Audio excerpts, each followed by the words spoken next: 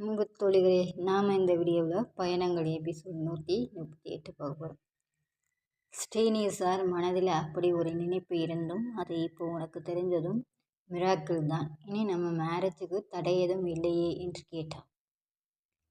நான் மிஸ்ஸஸ் கபிலன் ஆகிறதுக்கு ஒரு தடையும் இல்லை. நீங்கள் நார்மலாக நடக்க ஆரம்பித்ததும் மேரேஜ் தேதி ஃபிக்ஸ் பண்ணிடலாம் என்று கூறினான். தனது அணைப்பை இறுக்கி அவளது உச்சியில் முத்தமிட்டவன், நான் நல்லா நடக்கிறதுக்கும் மேரேஜுக்கும் என்ன சம்பந்தம் இருக்கு என்று குறும்பு குரலில் கேட்டான். அவன் கூறியது மெதுவாகத்தான் அவளுக்கு புரிந்தது. ஏச்சி என்று அவனது நெஞ்சில் செல்லமாக அடித்தவள், நான் போய் அபியை பார்த்துட்டு வரேன், அது வரைக்கும் அமைதியாக தூங்குங்க என்று கூறி விலகி எழுந்தாள். போய் பார்த்துட்டு அவனை கூட்டிட்டு வா, 2 நாளாக அபியை கூட நான் பார்க்கல என்று கூறி அனுப்பி வைத்தான். தனது பையை எடுத்துக்கொண்டு வெளியே வந்து வீதியில் இறங்கி நடந்தாள். அவள் முன் இப்பொழுது 2 பிரச்சனை. சேக்கப்பால் நிரூபிக்கப்பட்ட கபிலன் நிரபராதி என்றன. ஆன பிறகு திருமணம் நடந்தால் கபிலனது காதலை நம்பாமல் விசாரணை கமிஷன் தீர்ப்புக்காகவே காத்திருந்தது போல் ஆகிவிடும். தீர்ப்பு வரும்போது வரட்டும் என்று திருமணத்துக்கு சம்மதித்தாள் என்றால் தாயின் சாவுக்கு காரணமானவனை மகள் மனம் முடித்தாள் என்று இவர்களை தெரிந்த அனைவரும் சொல்வார்கள். இதுவும் கபிலனுக்கு இழுக்காகிவிடும். கபிலனது காதலா மற்றவர்களின் வார்த்தையா என்ற பெரும் குழப்பம். தீர்க்கமாக யோசித்து ஒரு முடிவு எடுக்க வேண்டிய சூழ்நிலை. வீட்டுக்கு சென்று அபியை தூக்கி கொண்டதும் மற்ற எல்லாம் மறந்து போனது. தம்பியின் கண்ணவனை முத்தமிட்டு மகிழ்ந்தவள் தாம் சென்று வந்த காரியத்தை பாட்டியிடம் மட்டும் ரகசியமாக கூறினாள். முன்பே கபிலனை தேர்வு செய்திருந்தார் தனது மருமகன் ஸ்ரீனிவாஸ் என்ற செய்தி கேட்டு பாட்டி சந்தோஷத்தில் கண்ணீர் விட்டார். சீக்கிரம் கல்யாணம் பண்ணிக்கிட்ட அப்பாவோட ஆசையை நிறைவேற்றடா கண்ணம்மா என்று ஆசீர்வதித்தார். குளித்து உடை மாற்றி பாட்டியின் கையால் ஒரு காப்பி வாங்கி குடிப்பதற்குள் கபிலனிடமிருந்து 4-5 அழைப்புகள் வந்துவிட்டது. தூங்கவே இல்லை போல என்று எண்ணி சிரிப்பு பீறிட்டது. தம்பியை அழைத்து கொண்டு அவனது வீட்டுக்கு புறப்பட்டான். கபிலின் நினைப்பு சரிதான். கபிலன் தூங்கவே இல்லை. திருமணம் பற்றிய எண்ணங்களில் அதிக சிந்தனை வயப்பட்டிருந்தான். அவனுக்கு பிரச்சனை கமிஷன் பற்றியோ அதன் தீர்ப்பு பற்றியோ எந்த கவலையும் இல்லை. அவனுக்கு தேவை கமினியுடனான திருமணம் மட்டுமே. ஆனால் இப்போது ஸ்ரீனிவாசன் எண்ணத்தை தெரிந்து கொண்ட பிறகு அவரது ஆசை இவனது கடமையாக தோன்றியது. அதாவது தன் மகளை சிறந்த கேப்டன் ஆக்க வேண்டும் என்று அவரது ஆசை.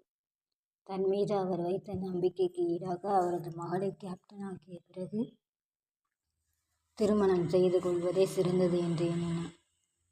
எழுந்து ஹாலுக்கு வந்து சோபாவில் அமர்ந்தான். அபியுடன் வந்த கவினியை அழைத்து அருகே உட்கார வைத்து கொண்டவன் அபியை தூக்கி தனது மடியில் அமர்த்தி கொண்டான். உங்களுக்கு வலிக்கும் அங்கிள் என்றது குழந்தை. வலிக்காத அபி என்றவன், இனி அங்கிள்னு கூப்பிடாத அபி, அத்தான் இல்லைன்னா மாமா என்று கூப்பிடு என கூறினான். மாமாவா? இனிமே நீங்க எனக்கு மாமாவா என்று கைத்தட்டி சிரித்தான் அபி. மாமாதான். பீட்சா வரவழைச்சு டேபிள் மேல் வச்சிருக்கேன், நீ போய் எடுத்துக்க அபி என்று கூறி அவனை அனுப்பி வைத்தான். அருகே வந்து இவர்கள் பேச்சை ரசித்த கவினி அருள்மொழி அக்காவுக்கும் ஃபோன் பண்ணி மேரேஜ் பற்றி பேசலாமா கபிலன் என்று மெல்ல கேட்டாள். அவன் முகத்தை சில நொடிகள் உற்று பார்த்தவன், மேரேஜ் பண்ணிக்கலாம் கவினி, ஆனால் இப்போ இல்லை என்றாள். திகைப்புடன் நிமிர்ந்து அவனை பார்த்தாள். சில நாட்கள் முன்பு நான் சுகனை தாலி வாங்கி வர சொல்லி திருமணம் செய்துக்கலாம் என்று அவசரமாக சொன்னவன் இன்று இப்போது திருமணம் வேண்டாம் என்கிறான். குழப்பத்தோடு அவனை பார்த்து ஏன் இப்போ வேண்டாம் என்று ஆத்திரமாக கேட்டான். அவள் தவறாக எண்ணிவிட்டாளோ என்று பதட்டத்தோடு முகத்தை கைகளில் தாங்கி நிறுத்திவிட்டு, நான் சொன்னதுக்கு இப்போ வேண்டாம்னுடா. அதாவது நீ கேப்டன் ஆனதும் மேரேஜ். அப்பாவோட ஆசையை நிறைவேற்ற வேண்டியது என் கடமை கவினி என்று நிதானமாக கூறினான். அட பாவி, நான் வேற யோசிச்சிட்டேன், இவன் வேற மாதிரி யோசிக்கிறானே என எண்ணியவள் அது வரைக்கும் என்று இழுத்தாள். அது வரைக்கும் என்று இவனும் இழுத்து பிறகு கண் சிமிட்டி லிவிங் டுகெதர் தான் என்றான். ஆசைதான் என்றவள் அவனை விட்டு விலகி எழுந்து நின்று இடுப்பில் கை வைத்து, அந்த கதையெல்லாம் வேணாம், நான் கேப்டன் ஆன பிறகுதான் மேரேஜ் ஓகே, ஆனால் இந்த லிவிங் டுகெதர் லைஃப்லாம் நமக்கு ஒத்து வராது என்று மறுப்பு தெரிவித்தார். இப்போ என்னமோ நாம எதுவுமே பண்ணாமல் ஒழுக்கமான டப்பாஸா இருக்கிற மாதிரி பேசுகிற என்று அதட்டியவன் அதுக்குள்ளே எங்கே எழுந்து போற, இங்கே வா என்று கையை விரித்து அழைத்தான். முடியாது, நீங்க ரொம்ப கெட்ட பையன் என்று செல்லமாக சினினான். ஜப்பான் தரிதா விமான நிலைய ஹோட்டல் அருகில் அரண்யாமி என்ற கருப்பு நிற ஆடையில் வந்து இவனை இம்சை செய்த கவனியை விட இப்போது இது போல் செல்ல மகசினின் போல் மிக மோசமானவனாக இருந்தார். சிரிப்புடன் நம்மளை ரசித்தவன் நாளை டாக்டரை கன்சல்ட் பண்ணிட்டு அபியை கூட்டிக்கிட்டு அவனோட ட்ரீட்மெண்ட்டுக்காக தீபக் போக போறேன் என்று தகவல் கூறினான். வாட் தீபக், இதற்கு சீனாவில் தானே ட்ரீட்மெண்ட் என்று சொன்னீங்க? சீனாவில் கிடைக்கும் அதே சிகிச்சை தீபத்திலையும் கிடைக்குதாம். சிக்னி சிஸ்டர் கிட்ட விசாரித்து தெரிஞ்சுக்கிட்டேன். தொடரும். உங்களுக்கு இந்த வீடியோ பிடிச்சிருந்தா லைக் பண்ணுங்கள், ஷேர் பண்ணுங்கள், சப்ஸ்கிரைப் பண்ணுங்கள். தேங்க்ஸ் ஃபார் வாட்சிங்.